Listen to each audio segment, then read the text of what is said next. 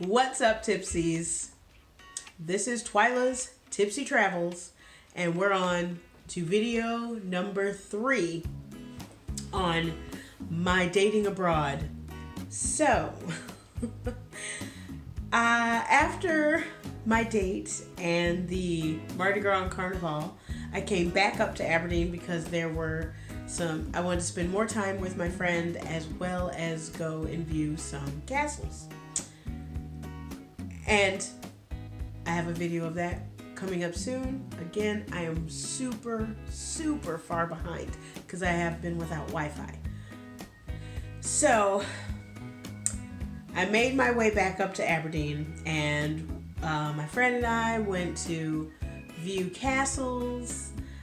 It was gorgeous.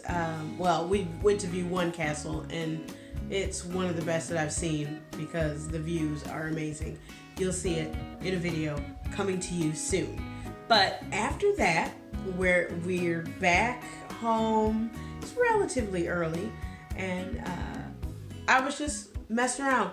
Oh, by the way, rewind. I joined Tinder. I did it. I bit the bullet. I joined Tinder because I wanted to widen the scope. Like, I feel as if Bumble, there may not be that many people on Bumble. But Tinder, because Tinder is so popular, there might be more. Oh, and were there ever? Oh my God. So before I left Edinburgh, Saturday night, or Saturday, I can't remember. It was either Friday night or Saturday, but I set up Tinder. And within 24 hours, I had it said 99 plus likes, like right swipes, and even some super likes. What? Example. So I had 99 plus, because way more people on Tinder. And I don't even know what to say about that. 99. Now, I've already know that at least half of those are BS. Half of those are BS swipes, people just trying to boost their ego. And then about another half or another quarter of that are people I'm not interested in. And then there's those that I am. So depending on, it said 99 plus. I don't know how much plus that was. But if it was 100, you about split that in half of the ones who are just being goofy, and you get 50. And then you split that in half of those who I may not be interested, and then you get 25. So 25 guys who are serious and will respond, and that I'm also interested in. But still, those are damn good odds. 99 plus. I don't even know how to feel about that. I'm flabbergasted after years of being ignored. So when I got back up to Aberdeen, remember, on Bumble, Aberdeen was a no-go for me, right? So on Tinder, not quite the same. Not quite the same. You know, I had quite a few more guys swiping on me up here in Aberdeen. And I made a match with a couple guys, and we started chit-chatting. So this one is probably the craziest ever. I right swipe a guy. He was handsome. I right swipe him. He messages me, "Hey, how you doing?" "I'm good. How are you?" And then he says, and I have an example. He says that he's actually quite shocked that I swiped right on him because I'm such a cutie. And I'm like, oh, that's nice. Oh, so I had one guy who I swiped right on, and he said, why am I still single? Because I'm so beautiful.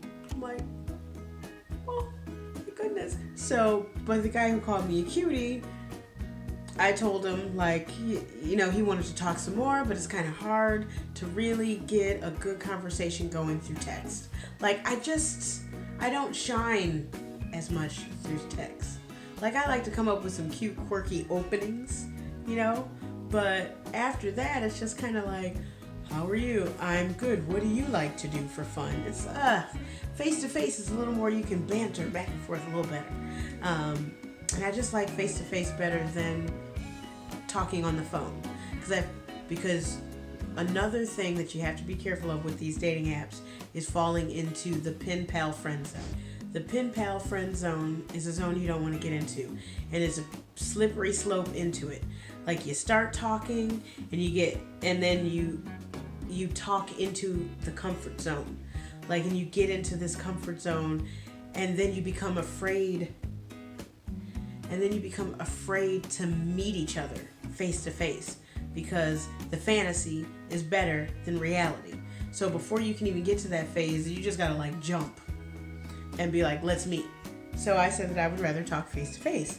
And he said, okay, I'll get ready now. And I'm like, oh snap, I didn't mean like right now. But apparently he does.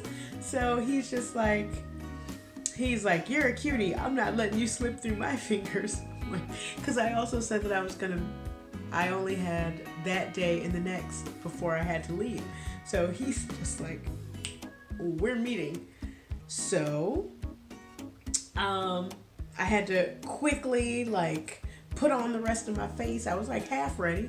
Put on the rest of my face, change clothes, and jet out. And we met in front of like a grocery store.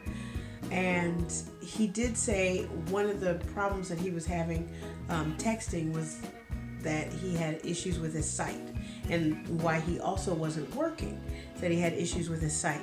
And when we met face to face, I could tell that he wasn't sure it was me or not. So I had to step up and say to him that it was me. And he's like pretty much almost completely blind in his right eye, and his left eye is pretty bad too, and it was from diabetes. And so like a lot of our date, I had to, when we were walking, I had to warn him of puddles or, weird dips in the sidewalk to make sure that he didn't trip or fall or anything like that. A couple times he, was going right into a light pole, and I felt really, really bad for him. Really nice guy, good looking dude. But he had an arsenal, and I mean arsenal, of jokes. Like almost as if he memorized a book of jokes. And they were silly and rarely funny. They were silly and rarely funny. He also is a huge fan of Nickelback and the Backstreet Boys, and which I was a huge NSYNC fan. But I was a huge, obsessed, crazy NSYNC fan. But that was in my early 20s. Maybe, just maybe, it extended to Justin Timberlake into my maybe late 20s. But no, he was still kind of obsessed with the Backstreet Boys. He brought them up often. And he also really, really loved AJ. Like, AJ was his favorite. His very favorite. He had a tattoo inspired by AJ. Keep in mind, I do have a tattoo inspired by NSYNC, and you'd only know it if I told you. But I was also 20, or I was like 20 or 21 when I got it. It was stupid. Whatever. And he said that he was kind of embarrassed by it, but it was still like, And he had also gotten like lip piercings because AJ was, his favorite, and he had lip piercings, and then like his cell phone case was Power Rangers, and he said he's like, I'm a bit of a nerd or whatever. And also Bachelor number 2, he shall be called hashtag the Backstreet Boy. Yeah, he was very, very nice and very, very sweet. And but he was too silly for me. He was way too silly. I'm a silly person, but he was too silly for me. Our sillies didn't match, I guess you could say. It just didn't match. But yeah, he also, struggling a little bit for money. I understand, because so am I. He didn't have any money to like take me out to dinner, but I had gotten hungry, and so I suggested something that he had thought of but was too afraid to say. And I said, why don't we just go to the little corner market, grab some sandwiches, pre-made sandwiches, some chips, and a drink. And apparently that's a whole thing I didn't even know about. It's a meal deal, and it's like £3, which is like $5. It's like $5 for that, the little trifecta. And so it was perfect. And I'm like, why don't we get that and just like walk and go sit somewhere? So unfortunately it rained. So we're walking through a park and the benches were all wet. And also the seagulls are highly aggressive here. And we couldn't really sit out in the open. And he can't see if a seagull's going to come up and just straight snatch his sandwich like a gangster. So we ended up standing underneath a tree in the wet, weird, cool gloominess, and had sandwiches and chips. And yeah, it was just one of the most bizarre dates that I've ever gone on. But it was nice still. It was still nice, and it makes for great stories that I will tell my great nephews and nieces or whatever, because I'm not having kids, so that I'll tell my my nephews and nieces when they get older. But yeah, it was really bizarre. It was really bizarre. So anyway, yeah, that was that date, and I basically ended it with a hug and walked back to my place, and he walked back to his with promises to let each other know that we had made it safely. And he wanted me to use his phone number, but I did. I messaged him and let him know that I couldn't use his phone number because I didn't want to lead him on, and that he was a great guy and I had a great time, but I just didn't think that it was going to go any further than that. Great time as a friend, not as a love interest. But it killed me to say that. It killed me to possibly hurt someone, because I think he was definitely interested. But I don't like rejecting people. Like I literally got like verklempt, like because I felt so bad, because he was such a nice guy. He just wasn't for me. He wasn't the nice guy for me.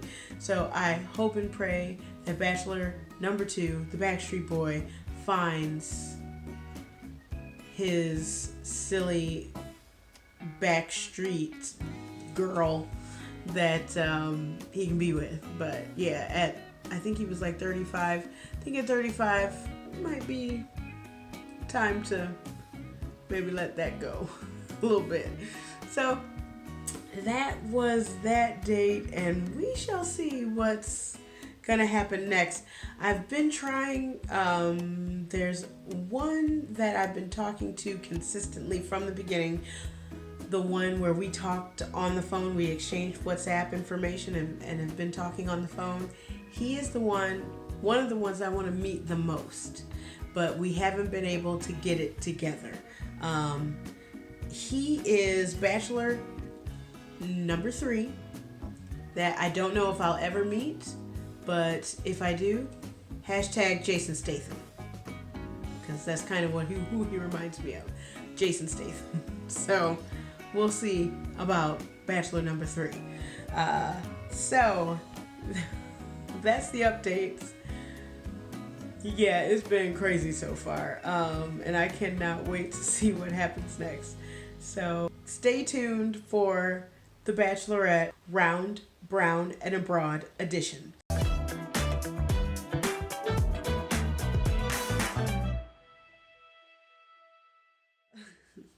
If you like this video, give it a thumbs up. If you'd like to follow me on my traveling and romance journey abroad, go ahead and hit that subscribe button down below and hit the bell so that you get notifications every time I drop a new video. And I will let you all know for sure if I decide to move solely to Facebook, so that you guys can follow me there. But until then, I love you guys. Thank you so much for your likes and your follows, and your comments. I'm having a great time entertaining you all. Other than that, stay tipsy, my friends.